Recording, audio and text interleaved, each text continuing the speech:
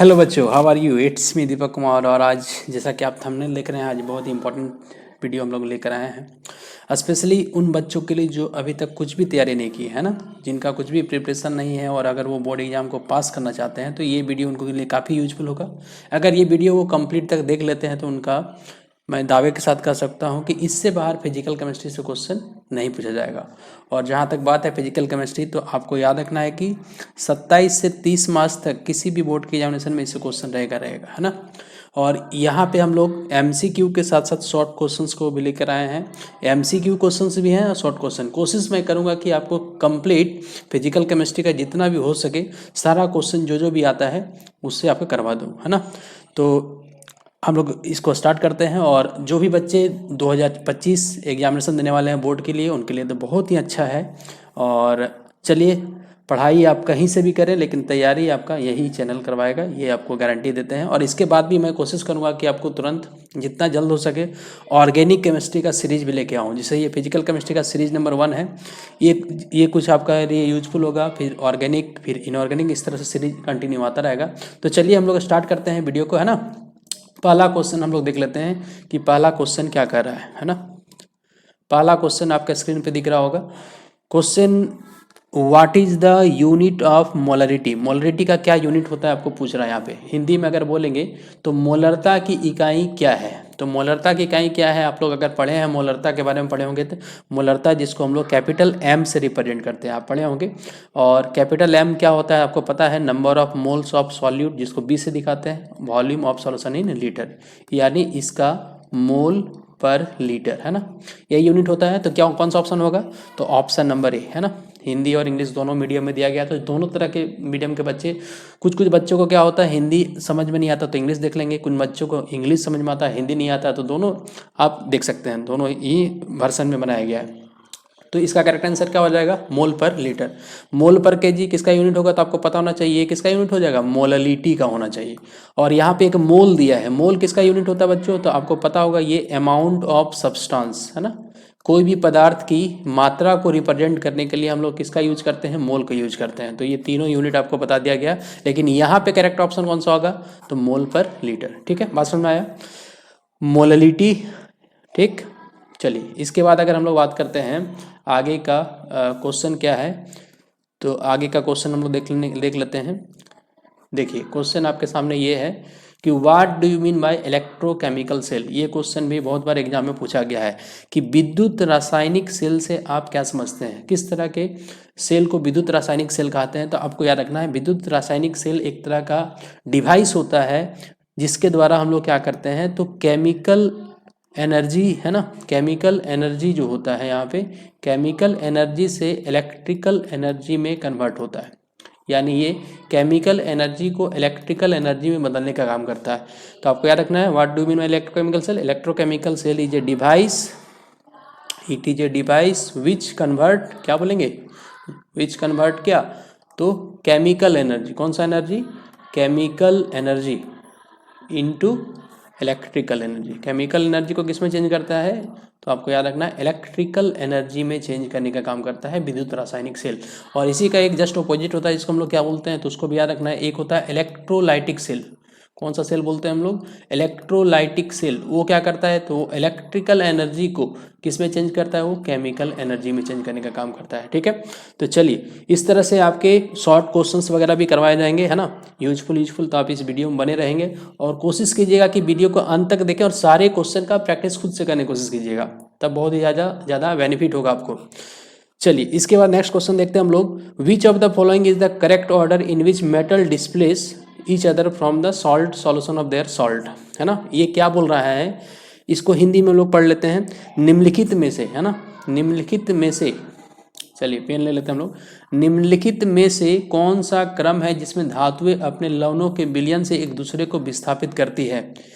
यानी एक सॉल्ट दूसरे को डिस्प्लेस कर सकता है, इसका एक ऑर्डर पूछा जा रहा है। जैसे जिंक है, एल्युमिनियम है, मैग्नीशियम है, आयरन है, कॉपर है, ये क्या हो सकता है, ये ऑप्शन तो लग रहा है नहीं होगा, क्योंकि देखिए सबसे ज़्यादा यहाँ रिएक्टिव बोला गया है जिंक को, जो कि नहीं होगा। यहाँ पे कॉपर को सबसे ज़्यादा रिएक्टिव बोला गया है, जिंक, ये गड़बड़ है।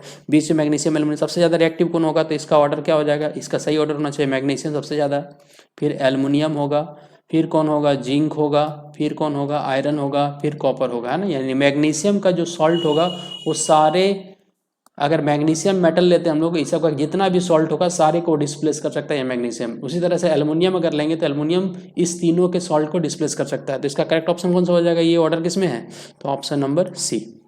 समझ में आ रहा है। ये एक रिएक्टिविटी सीरीज होता है, अगर आपको नहीं आते तो थोड़ा सा हम एक बार ब्रीफ कर देते हैं, है ना। रिएक्टिविटी सीरीज याद रखना, ये एनसीईआरटी का क्वेश्चन था, ये भी चीज़ याद रखना, ये एनसीईआरटी का क्वेश्चन था। एनसीईआरटी आप इलेक्ट्रोकेमिस्ट्री अगर पढ़े होंगे तो वहाँ पे आपको पहला क्वेश्चन यही मिलेगा। रिएक्टिविटी सीरीज याद रखना है, काशीनाथ का माली, आलू, जरा, जरा माने जिंक, फीके पकाना, इतना याद रखना कम से कम। के मतलब ये इसको हम बोल रहे हैं काशी, क्या बोल रहे हैं, काशी नाथ का माली, काशीनाथ का माली, आलू, है ना, जरा, फीके, फीके पकाना, ठीक। इसके बाद हाइड्रोजन आता है ना, हाइड्रोजन के बाद सिल्वर आता है, गोल्ड आता है, प्लेटिनम आता है, ये सब तो नोबल गैसेस हैं, इस सब का रिएक्टिविटी और कम होता है। तो इतना कम से कम आपको आना चाहिए। तो यहाँ पे मैग्नीशियम था, एल्युमिनियम था, जिंक था, आयरन था और कॉपर, यहाँ इसके भी नीचे आता है, यहाँ कॉपर आता है, तो कॉपर है ना। यही 4-5 क्वेश्चन था। तो ये ट्रिक याद रखना है, काशीनाथ का माली, ये नाथ है ना, नाथ, नाथ, ठीक। काशीनाथ का माली, आलू जरा, फीके पकाना, तो ये ट्रिक से आप याद कर सकते हैं इस चीज़ को। चलिए नेक्स्ट क्वेश्चन की ओर आगे बढ़ते हैं हम लोग। नेक्स्ट क्वेश्चन क्या है देख लेते हैं हम लोग। अच्छा, ये क्वेश्चन किस चैप्टर से, वो भी अगर आप बता सकते हैं तो बताना है कमेंट बॉक्स में, अगर बता सकते हैं। जैसे कि ये किस चैप्टर का है तो आपको पता होना चाहिए, केमिकल काइनेटिक्स, है ना, रासायनिक बल गतिकी चैप्टर का है। किस चैप्टर का है, तो केमिकल काइनेटिक्स चैप्टर का आपको पता होना चाहिए। अच्छा, क्वेश्चन क्या कर रहा है, the number of collision per second per unit volume of the reaction mixture is known as, है ना। जितने भी कॉलिजन्स होते हैं पर सेकंड पर यूनिट वॉल्यूम में, उसको क्या कहते हैं, ये क्वेश्चन पूछ रहा है। प्रति सेकंड प्रति इकाई आयतन अभिक्रिया मिश्रण में टकरावों की संख्या को जाना जाता है, किस नाम से जाना जाता है, तो कॉलिजन फ्रीक्वेंसी के नाम से जाना जाता है। किसके नाम से जाना जाता है, कॉलिजन फ्रीक्वेंसी के नाम से जाना जाता है, ठीक है। आपको इस चीज को याद रखना है। आर्हेनियस फ्रीक्वेंसी किसको बोलते हैं, तो आर्हेनियस फ्रीक्वेंसी, आप इसका एक रिलेशनशिप है जो आप पढ़े होंगे आर्हेनियस थ्योरी में, के बराबर माइनस ये वाला फॉर्मूला याद रखना है। ये टेम्परेचर डिपेंडेंस बताता है on the rate of reactions, है ना। टेम्परेचर का और रेट कांस्टेंट का क्या रिलेशनशिप है उससे बताया जाता है। तो यहाँ पे ये जो है यही है आर्हेनियस फ्रीक्वेंसी। और थ्रेशोल्ड फ्रीक्वेंसी ये कैटलिस्ट वाला कहानी है। चलिए इसको बारे में थोड़ा सा बता ही देते हैं। देखिए कैटलिस्ट वाला तो एक पूरा चैप्टर ही सरफेस केमिस्ट्री में अच्छे ढंग से मैंने एक्सप्लेन किया है। तो कैटेलाइसिस करके वो टॉपिक है, कैटेलाइसिस बाय दीपक कुमार मारिएगा तो आ जाएगा। चलिए इसको हम लोग थोड़ा सा यहाँ समझने की कोशिश करते हैं कि ये क्या है ना। एक्टिवेशन एनर्जी, थ्रेशोल्ड एनर्जी, ये सब उसी से कोरस्पॉन्डिंग फ्रीक्वेंसी है उसका। जैसे ये रिएक्टेंट है, ये प्रोडक्ट है, आपको बताया गया था यहाँ पे। ये जो एनर्जी यहाँ से यहाँ तक होता है ना, इसी को हम लोग क्या बोलते हैं, थ्रेशोल्ड एनर्जी। कौन सा एनर्जी बोलते हैं बाबू, बच्चे बताना है, थ्रेशोल्ड एनर्जी, है ना। तो थ्रेशोल्ड एनर्जी क्या है, तो जैसे ये रिएक्टेंट, आर का मतलब यहाँ पे रिएक्टेंट बताया गया, पी का मतलब प्रोडक्ट बताया गया, ये एक तरह का एनर्जी का ग्राफ है ना। और यहाँ पे रिएक्शन के कोऑर्डिनेट बोलते हैं हम लोग, या प्रोग्रेस ऑफ रिएक्शन भी बोलते हैं हम लोग, रिएक्शन के कोऑर्डिनेट, रिएक्टेंट और प्रोडक्ट जो है। तो रिएक्टेंट मॉलिक्यूल को जो मिनिमम एनर्जी चाहिए किस चीज़ को बनाने के लिए, इंटरमीडिएट कंपाउंड को बनाने के लिए, ध्यान से सुनना है बच्चों, है ना। इंटरमीडिएट कंपाउंड को बनाने के लिए जो भी एनर्जी की जरूरत पड़ती है उस एनर्जी को कौन सा एनर्जी बोलते हैं, थ्रेशोल्ड एनर्जी। इसको हिंदी में क्या बोलते हैं, इसको बोलते हैं दहलीज ऊर्जा। क्या बोलते हैं इसको, दहलीज ऊर्जा। और इसके कॉरस्पॉन्डिंग जो फ्रीक्वेंसी होगा एनर्जी से, हम लोग पढ़ते हैं ना, ई वाला पढ़े होंगे 11th में, ई बराबर जो होता है H new by lambda, H new, और एच सी बाय लेमडा पढ़े हम लोग। न्यू बराबर क्या होता है, न्यू बराबर, ये न्यू है, न्यू बराबर सी बाय लेमडा होता है, इनवर्सली प्रोपोर्शनल का रिलेशनशिप होता है। आपको पता होना चाहिए, 11th का कंसेप्ट है। तो फ्रीक्वेंसी और एनर्जी आपस में मिलता जुलता है, ये है फ्रीक्वेंसी, ये है फ्रीक्वेंसी, ये एनर्जी, ये वेवलेंथ, ये सारा मैंने यहाँ पे रिलेशन बता दिया आपको। एनर्जी का, फ्रीक्वेंसी का और वेवलेंथ का क्या रिलेशनशिप है, आपको यहाँ पे 11th का भी कंसेप्ट दिया जा रहा है। तो जहाँ तक हो सके मैं बच्चों आपको पूरी कोशिश करूँगा कि सारा कंसेप्ट के साथ समझाने की कोशिश करूँ, केवल खाली टिक मारने वाला से नहीं होगा, आपको कंसेप्ट बिल्डअप होगा यहाँ पे। चलिए नेक्स्ट हम लोग चलते हैं, नेक्स्ट क्वेश्चन में देख लेते हैं क्या है। तो जो भी बच्चे बोर्ड एग्जाम 2025 का तैयारी कर रहे हैं उनके लिए तो ये रामबाण है ना, उन बच्चों के लिए रामबाण हो गया। आपको कम से कम इतना क्वेश्चन जरूर करके जाना है। The number of moles of solute dissolve in 1 kilogram of solvent is known as. जितने भी number of moles of solute जो 1 किलोग्राम सॉल्वेंट में डिजॉल्व करते हैं उसको क्या कहते हैं। इसको अगर हिंदी में देखें तो 1 किलोग्राम विलायक में घुले विलय के मोलों की संख्या को जाना जाता है, किस नाम से जाना जाता है, तो आपको याद रखना है मोललिटी के नाम से जाना जाता है। किस नाम से जाना जाता है, मोललिटी के नाम से जाना जाता है। किस नाम से जाना जाता है बच्चों, बोलना है मोललिटी के नाम से जाना जाता है ना, मोललिटी। हाँ, मोललिटी के बारे में मैंने अभी थोड़ा देर पहले ब्रीफ किया था। इसको अगर इस तरह से लिखते हैं है ना, ये याद रखना है फॉर्मूला। और एनबी को भी इस तरह से हम लोग डिराइव करते हैं, WB/MB। अगर मास दिया है ग्राम में है ना, तो WA ग्राम में अगर दिया है तो ऊपर क्या करते हैं हम लोग 1000 से डिवाइड करते हैं ताकि केजी में वो आ जाए है ना। तो ये फॉर्मूला भी आपको याद रखना है, ठीक। इससे मिलता जुलता और एक क्वेश्चन इससे रहता है कि मोललिटी और मोलरिटी में सबसे ज़्यादा डाइल्यूट कौन सा होगा। अगर आपसे क्वेश्चन ये आप पूछते हैं हम कि अगर मोलरिटी है, ठीक, और मोललिटी है तो कौन सा सॉल्यूशन ज़्यादा डाइल्यूट होगा, मोलरिटी वाला या मोलरिटी। डाइल्यूट कौन होगा इसके बारे में अगर क्वेश्चन आ जाए कि मोलरिटी और मोललिटी में कौन सा डाइल्यूट होगा, तो इसको आपको कमेंट बॉक्स में आंसर बताना है, ठीक। जो बच्चे को आता है अपना कमेंट बॉक्स में यहाँ पे आंसर देंगे, ठीक, कमेंट बॉक्स में आंसर देंगे, ठीक। नहीं आता है तो नेक्स्ट वो भी आप कमेंट कीजिएगा कि सर हमको नहीं आता, बता दिए तो आपको बताया जाएगा। ऐसे ये क्वेश्चन शायद मैंने डील किया है सॉल्यूशन चैप्टर में। आप चाहें तो सॉल्यूशन चैप्टर का वीडियो बना हुआ है क्वेश्चन सीरीज का, उसको आप देख सकते हैं वहाँ पे। चलिए आगे बढ़ते हैं हम लोग। तो नेक्स्ट क्वेश्चन है ये, the defect in which equal number of cation and anion missing are from the lattice site और नॉन एज, है ना। जालीय स्थल से धनायन और ऋणायन की समान संख्या अनुपस्थित होने पर उत्पन्न दोष को क्या कहते हैं। तो पहले बताइए कौन सा चैप्टर का है, पता है आपको कौन सा चैप्टर का ये है, तो ये है आपका सॉलिड स्टेट का, है ना। बच्चों याद रखना ये कौन सा चैप्टर से है, ये सॉलिड स्टेट से है, ठीक, क्लियर है। अब सॉलिड स्टेट से इसमें क्या डिफेक्ट वाला पार्ट से क्वेश्चन है। तो जब कभी भी धनायन और ऋणायन की समान संख्या अनुपस्थित हो जाती है तो उस दोष को क्या बोलते हैं, तब क्या रखना है, शॉर्ट की डिफेक्ट बोलते हैं। कौन सा दोष बोलते हैं, शॉर्ट की दोष बोलते हैं। कौन सा दोष बोलते हैं, शॉर्ट की दोष, याद रखना है। फ्रैंकल दोष या फ्रैंकल डिफेक्ट किसको बोलते हैं, तो फ्रैंकल डिफेक्ट को आप यहाँ पे समझ लीजिए। चलिए हम लोग नेक्स्ट स्लाइड में समझने की कोशिश करते हैं कि फ्रैंकल डिफेक्ट, ये दोनों एग्जाम में बहुत इंपॉर्टेंट है ना, शॉर्ट की फ्रैंकल में आता ही आता है। फ्रैंकल डिफेक्ट किसको बोलते हैं, है ना। तो फ्रैंकल डिफेक्ट को और एक नाम से जानते हैं, इसको डिसलोकेशन डिफेक्ट भी बोलते हैं, याद रखना है। फ्रैंकल डिफेक्ट का दूसरा नाम देकर के भी आपको पूछ सकता है क्वेश्चन कि डिसलोकेशन डिफेक्ट किसको बोलते हैं। तो इसमें याद रखना है कि केटायन जो होता है, इसमें केटायन माने धनायन, केटायन का मतलब जो धनायन होते हैं, धनायन माने पॉजिटिवली चार्ज होते हैं, ये अपने लेटिस साइट को छोड़ देते हैं, याद रखना है। जिस पे जहाँ पे प्रेजेंट रहते हैं उस साइट को छोड़ देते हैं और दूसरे स्थान पे चले जाते हैं, लेटिस साइट को छोड़ देते हैं, है ना।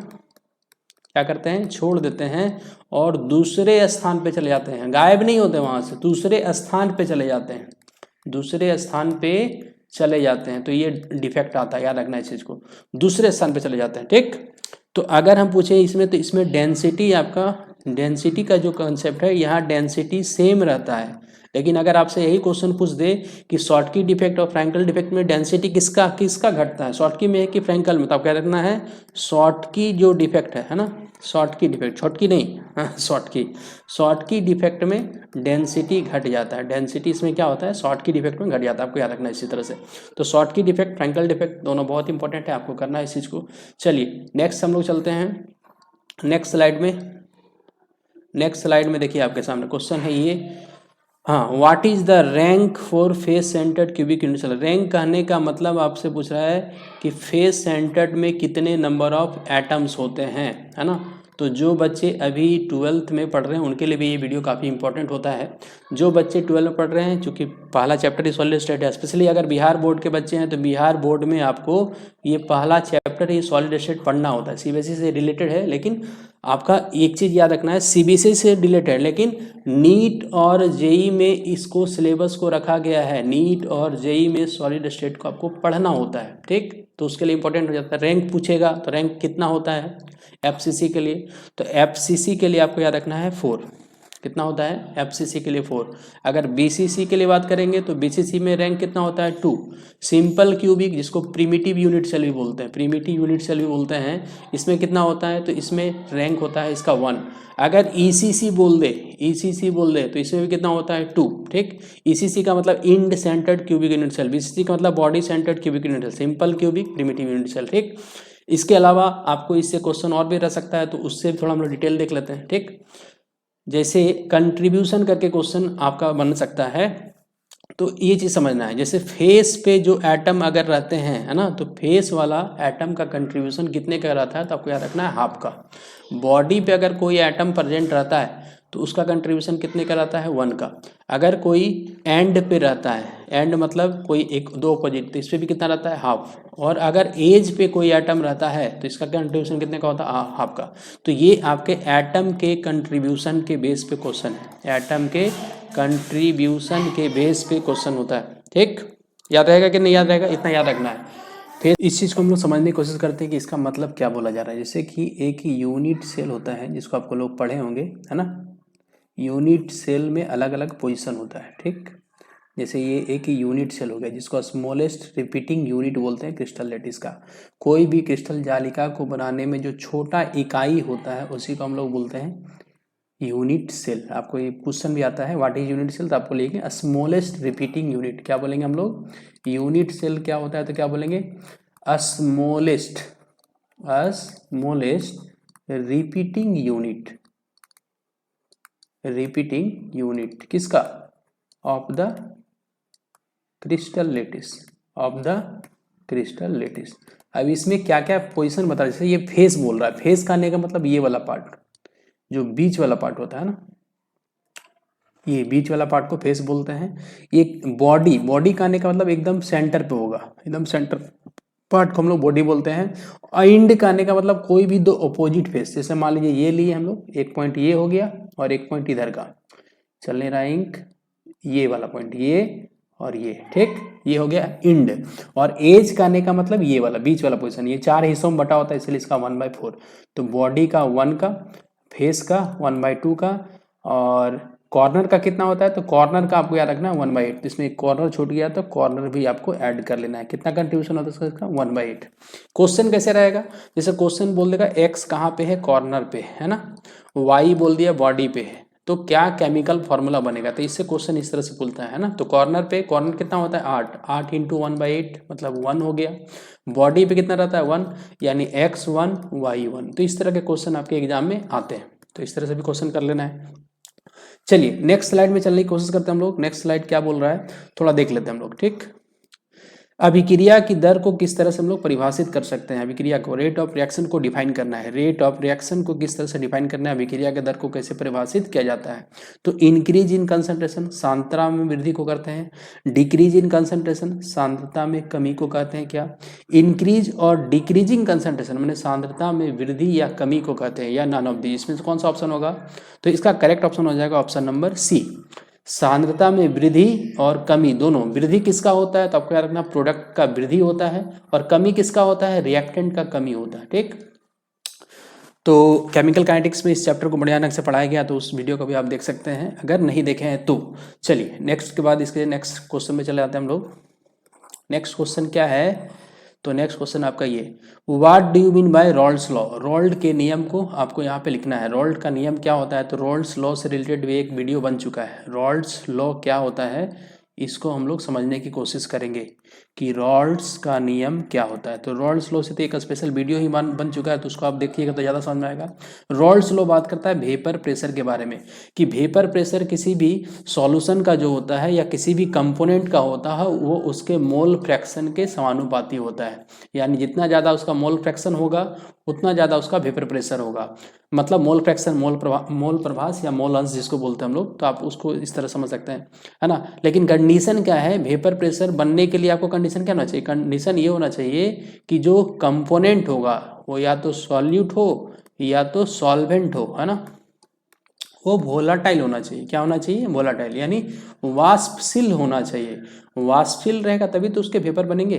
समझ में आ रहा है कि नहीं बच्चे? बच्चे आपको अगर समझ में नहीं आ रहा है तो आप कमेंट बॉक्स में बताइएगा, शायद थोड़ा सा आप स्पीड पढ़ा रहे हैं, कम पढ़ा रहे हैं। हम ये मान के चल रहे हैं आपको कि आप सारा चीज़ पढ़ चुके हैं, है ना। अगर नहीं भी पढ़े हैं तो ये जो आपको जो भी बताया जा रहा है कि इस वीडियो को देख लीजिएगा तो आपको समझ में आ जाएगा। मैं ये मान के चल रहा हूँ यहाँ MCQ या शॉर्ट इसलिए बता रहा हूँ कि आपको थोड़ा सा रिवीजन हो जाए। ठीक, चलिए आगे बढ़ते हैं। आगे हम लोग क्वेश्चन में चले आते हैं।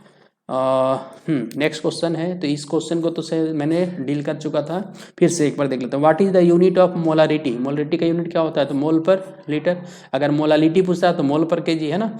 मोलारिटी का सिंबल क्या है? तो M। ठीक, ये टेम्परेचर डिपेंडेंट है कि इंडिपेंडेंट? तो आपको याद रखना है टेम्परेचर डिपेंडेंट, मतलब जो टेम्परेचर के अनुसार बढ़ता और घटता है तो कौन होंगे? तो जिनका भी जो होता है ना, हम लोग एक बोलते हैं क्या, अनुपात बोलते हैं। एक को बोलते हैं ऊपर में न्यूमरेटर होता है ना, और नीचे डिनोमिनेटर होता है ना।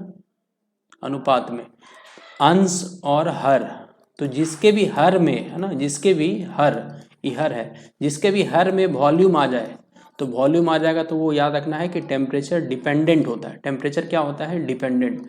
और जिसके भी नीचे, जिसके भी हर में अगर मास आ जाए, हर में क्या आ जाए? मास आ जाए, तो टेम्परेचर इंडिपेंडेंट होता है। TI, यहाँ TI है, यहाँ पे TD बात कर रहे हैं हम। समझ में आया?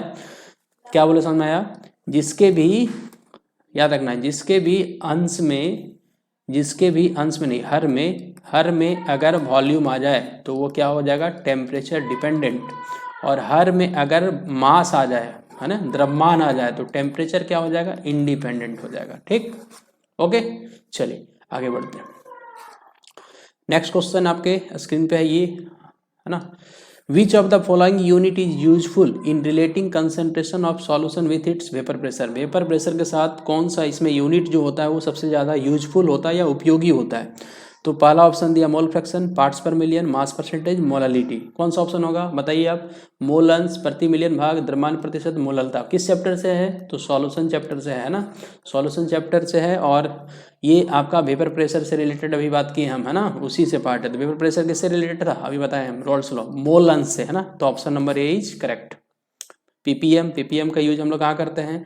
तो जहाँ भी बहुत डाइल्यूट सॉल्यूशन होता है, जैसे बताया गया था कि जितने भी पॉल्यूटेंट्स वगैरह के क्वांटिटी को एक्सप्रेस करने के लिए, हार्डनेस ऑफ वाटर को एक्सप्रेस करने के लिए हम लोग पीपीएम का यूज करते हैं। द्रव्यमान प्रतिशत में तो किसी भी आप यूज कर सकते हैं, कहीं पे भी, है ना। जैसे बहुत सारा मेडिसिन वगैरह में भी इसका यूज किया जाता है। चलिए नेक्स्ट पे हम लोग चलते हैं। नेक्स्ट क्वेश्चन आपके सामने ये क्वेश्चन है कि the role of a catalyst, catalyst का रोल क्या होता है? The role of a catalyst is to change गिव्स energy of the reaction, enthalpy of reaction, activation energy of the reaction, equilibrium constant. किसको ये चेंज करता है? तो ये अभिक्रिया की सक्रियण ऊर्जा को चेंज करता है। ऑप्शन नंबर क्या हो जाएगा? सी, सक्रियण ऊर्जा, एक्टिवेशन एनर्जी। इसके बारे में एक स्पेशल वीडियो ही बन चुका है, तो उसको आप देख सकते हैं। चलिए नेक्स्ट क्वेश्चन पे हम लोग चलते हैं। नेक्स्ट क्वेश्चन आपके स्क्रीन पे है ये। जो भी व्यूअर्स मेरे चैनल पर नए होंगे सब्सक्राइब कर दीजिएगा, क्योंकि ये पूरा सीरीज अभी का कंटिन्यू रहेगा और आपके बोर्ड एग्जामिनेशन में कहीं ना कहीं 10 से 20% जरूर बढ़ा देगा मार्क्स को। और स्पेशली अगर बिहार बोर्ड के बच्चे हैं तो उनके लिए तो ये बहुत ही ज़्यादा यूजफुल हो जाएगा। क्यों यूजफुल हो जाएगा? क्योंकि बिहार बोर्ड में 70 MCQ रहता है, 70 MCQ रहता है। कुछ शॉर्ट क्वेश्चन रहता है, तो शॉर्ट क्वेश्चन भी करवाया जा रहा है, MCQ भी करवाया जा रहा है। 70 में से बनाना रहता है आपको केवल 35, तो 35 क्वेश्चन में से कम नहीं तो 10 से 15 क्वेश्चन आपके यहाँ से टैली कर जाएंगे। ये गारंटी है, गारंटी आप आके मिला के देख लीजिएगा। मानक हाइड्रोजन इलेक्ट्रोड का शून्य विभव होता है, क्योंकि यहाँ पे ऑप्शन नंबर सी हो जाएगा, है ना। The electrode potential assume to be 0। चलिए नेक्स्ट क्वेश्चन पे चले हम लोग। नेक्स्ट क्वेश्चन पे अगर चलते हैं तो नेक्स्ट क्वेश्चन क्या है देख लेते हैं हम लोग। नेक्स्ट क्वेश्चन ये रहा आपके स्क्रीन पे। In the presence of catalyst the heat evolve और एब्जॉर्ब ड्यूरिंग द रिएक्शन। ये क्या होगा? तो ये अपरिवर्तित रहता है। क्या रहता है ये? तो ऑप्शन नंबर इसका भी सी होगा। कौन सा? इसमें कैटलिस्ट के प्रेजेंस में हीट इवॉल्व और उसका कोई रोल नहीं होता, ये रिमेन्स अनचेंज होता है, अपरिवर्तित रहेगा। तो इसका ऑप्शन क्या हो जाएगा? Option number C. चलिए नेक्स्ट क्वेश्चन पे अगर चलते हैं हम लोग। नेक्स्ट क्वेश्चन क्या है? तो the sum of power of concentration of reacting species in rate law expression क्या कहलाता है? तो इसको बोलते हैं हम लोग order of reaction. Option number B, option number B, order of reaction. Order of reaction का मतलब आपको समझना चाहिए थोड़ा सा, है ना, आपको आना चाहिए। कि ऑर्डर ऑफ रिएक्शन जो होता है किसी भी अभिक्रिया की जो कोटि हम लोग बोलते हैं, अभिक्रिया की कोटि आपको कैसे निकाला जाता है, तो ये हमेशा निकाला जाता है रेट लो एक्सप्रेशन से। कैसे निकाला जाता है, फिर से बोलना है, रेट लो एक्सप्रेशन से निकाला जाता है बच्चों, याद रखना है। और ये रेट लो एक्सप्रेशन हमेशा कैसे निकाला जाता है, तो इसको याद रखना है, ये एक्सपेरिमेंटली निकाला जाता है। ये कैसे निकाला जाता है, एक्सपेरिमेंटली। अच्छा, ये थोड़ा सा टेक्निकल इशू लग रहा है, एक्सपेरिमेंटली निकाला जाता है। जब भी निकालेंगे हम लोग रेट लो तो एक्सपेरिमेंटली निकलता है। यही इसी का डिफरेंस पूछता है मॉलिक्यूलरिटी के साथ, तो आपको मॉलिक्यूलरिटी भी बताया जाएगा इसके सेकेंड वाले सीरीज में। बहुत सारा और क्वेश्चन हम लोग लेकर के आएंगे, है ना। तो मॉलिक्यूलरिटी और ऑर्डर ऑफ रिएक्शन, ये क्वेश्चन एग्जाम में जनरली पूछता है। तो मॉलिक्यूलरिटी आपको याद रखना है, ये थियोरेटिकल निकाला जाता है, मतलब ये किसी भी केमिकल रिएक्शन में थियोरेटिकली निकाला जाता है। ये कैसे निकाला जाता है, थियोरेटिकली निकाला जाता है। जबकि ऑर्डर ऑफ रिएक्शन जब भी निकालेंगे तो एक्सपेरिमेंटली निकालते हैं हम लोग। और मॉलिक्यूलरिटी और ऑर्डर ऑफ रिएक्शन के बीच में आपको डिफरेंसेस का एक हम लोग लेके आएंगे, देखते हैं। अगर इसमें आपका मिल जाएगा तो ठीक है, नहीं तो हम लोग नेक्स्ट वाले जो सीरीज होंगे फिजिकल केमिस्ट्री का उसमें बात करेंगे। चलिए नेक्स्ट क्वेश्चन आपके सामने ये कि the amount of substance deposited at any electrode is directly proportional to the electricity applied through it is known as, है ना। किसी भी इलेक्ट्रोड पर निक्षेपित पदार्थ की मात्रा उसके माध्यम से प्रवाहित विद्युत के सीधे समानुपाती होते हैं। किसका लो है, तो आपको याद रखना फैराडे का नियम, है ना।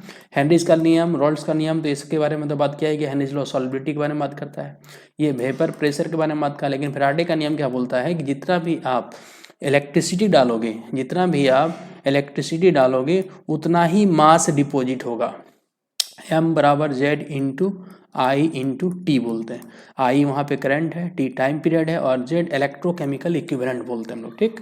तो जो बच्चे अगर समझ में नहीं आ रहा तो जाके इस चीज़ को इलेक्ट्रोकेमिस्ट्री वाले चैप्टर जो है वो उसमें जाके सर्च करेंगे तो आपको मिल जाएगा। चलिए नेक्स्ट हम लोग स्लाइड पे चलते हैं, नेक्स्ट क्वेश्चन पे चलते हैं। तो नेक्स्ट क्वेश्चन क्या कह रहा है देख लेते हैं हम लोग। नेक्स्ट क्वेश्चन, अच्छा, यहाँ पे आपका स्लाइड अप अंत होता है और हम लोग नेक्स्ट सीरीज लेकर जो आएंगे उसमें बहुत सारा और क्वेश्चंस की बात करेंगे। तो फिजिकल केमिस्ट्री के जितने भी यहाँ पे क्वेश्चन बताए गए और साथ ही साथ यहाँ पे और भी जितना आपको क्वेश्चन साइड से करवाया गया है ना MCQ से, तो उस सारे को आपको अच्छे ढंग से पढ़ के जाना है, वो सब आएगा ही आएगा। और जो भी व्यूअर्स मेरे इस चैनल पर नए हैं, इस चैनल को सब्सक्राइब कर देना है, लाइक करना है, बच्चों को शेयर करना है। Thank you, thanks for watching. और ये चैनल का नाम है, इस चैनल को आपको सब्सक्राइब और इस पर लाइक कर देना है, ठीक। अगर वीडियो अच्छा लगा तो लाइक और शेयर जरूर कीजिएगा, इससे हम लोग को मोटिवेशन मिलता है और हम लोग अच्छे और वीडियो लाने की जल्दी से जल्दी कोशिश करेंगे, है ना। चलिए thank you, thanks for watching, have a nice day.